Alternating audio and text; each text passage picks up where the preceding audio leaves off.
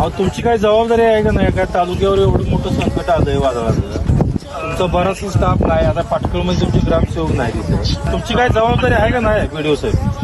आहे ना साहेब, आहे ना. मी आता इकडे ट्रेनिंग नव्हते. अहो पंचनामा करा, तुमचा ग्रामसेवकच नाही पाटकळला इथं.